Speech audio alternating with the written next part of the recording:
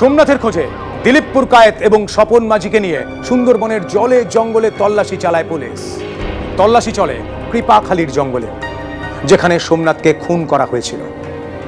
সোমনাথের খোঁজে পৌঁছে যাই আমরাও, আর সেখানেই ক্রাইম ব্রাঞ্চের হাতে উঠে আসে চাঞ্চল্যকর তথ্য, যা নজর এড়িয়ে গিয়েছিল পুলিশেরও। ভরতগড়ের 2 নম্বর খেয়াঘাট, সামনে মাতলা নদী, ওপারেই সুন্দরবন, কৃপাখালীর জঙ্গল। মেরেছিল কোন জায়গাটায়? ওপারে চলে, ওপারে সেই যে কিনারা দেখা যাচ্ছে, ওই কিনারা, ওই কোনা।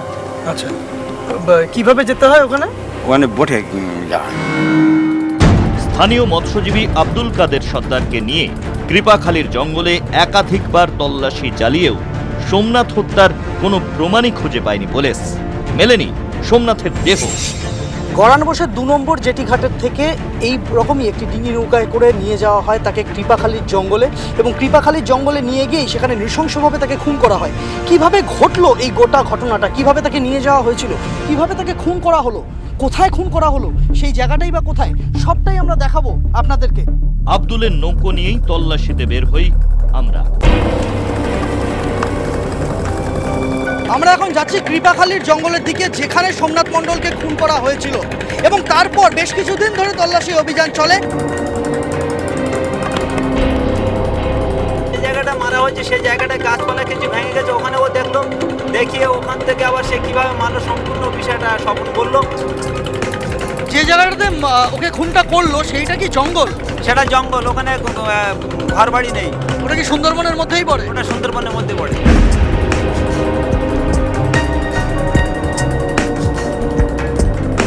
জঙ্গলটার মধ্যে কোন জায়গাটায় খুনটা করা হয়েছে? ওই জঙ্গলের উপরে গাছপালা আছে, উপরে চলুন হতে গেছে। এখানে লোকজন থাকে কেউ? না, এখানে লোকজন বসবাস করে না। স্বপন বলেছে যে আমরা ওকে ডেকে নিয়ে ওখানটা পুলিশের ভয়তে ওখানে চল যাই, এইভাবে বলে ওকে ডেকে নিয়ে জঙ্গলে তুলে নেয়।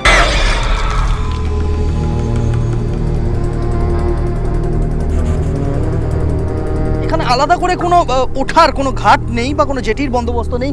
এইভাবেই কিন্তু কাদার মধ্যে দিয়েই সোমনাথকে টানতে টানতে ওপরে নিয়ে যাওয়া হয় এবং নিয়ে গিয়ে জঙ্গলের মধ্যে সেখানেই খুন করা হয়। এর থেকে নিরাপদ জায়গা কোথাও হতে পারে বলে আততায়ীরা মনে করেনি।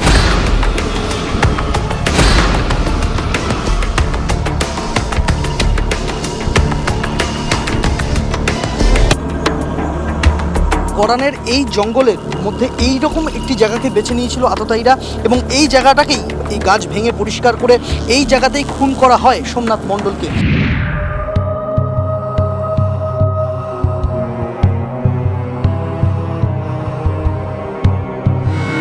একদম জল ভর্তি ছিল, বন্যার সময় এসে মানে জঙ্গলের গায়ে ঠেকে দিয়েছে, দিয়ে একদম মানে তুলেছে না। মানে যখন জোয়ার হয় তখন কি জলটা এর সমান সমান হয়? একদম মানে চরের সমান ছিল, একদম জঙ্গলের চরের সমান ছিল জল। চারিদিকে ঘন জঙ্গল থাকলেও এরকম জায়গায় কিন্তু পরপর গাছগুলো ঠিক এইভাবেই শোয়ানো অবস্থায় রয়েছে, যার অর্থ, যেটা মনে করছেন তদন্তকারীরা, যে ঠিক এখান থেকেই কিন্তু মাফলার বেঁধে তাকে টানতে টানতে নিয়ে যাওয়া হয়, যে কারণে পরপর এখানে গাছগুলো কিন্তু ভেঙে গেছে।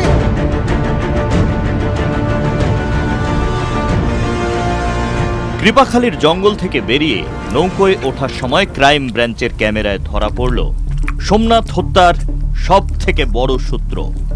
এই তো সোমনাথের চশমা। সোমনাথের চশমা। চশমা? হ্যাঁ, এই তো। এটা? হ্যাঁ। এটা কি আপনারা যারা আগের দিন খুঁজতে এসেছিলেন তারা কি এটা পাননি? না, এটা আমরা দেখতে পাই।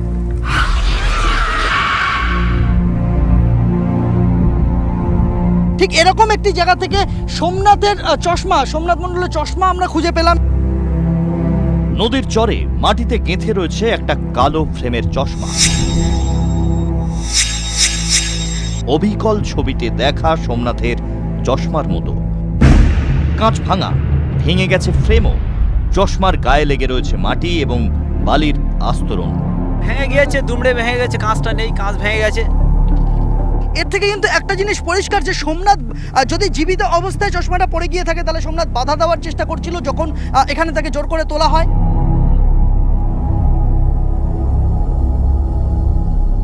যে সময় পুলিশ তদন্ত চালাতে আসে এই কৃপাখালীর জঙ্গলে, সেই সময় ওই জায়গা দিয়েই কিন্তু তদন্তকারীরা গিয়েছিলেন জঙ্গলের মধ্যে, কিন্তু সেই সময় পুলিশের নজর এড়িয়ে যায় এই চশমা। পুলিশ কর্তাদের দাবি একাধিকবার নাকি তল্লাশি চলেছিল কৃপাখালীর জঙ্গলে। তাহলে কিভাবে এড়িয়ে গেল এত বড় একটা তথ্য প্রমাণ? যদিও এ প্রশ্নের কোনো সদুত্তর দিতে পারেননি জেলার পুলিশ কর্তারা।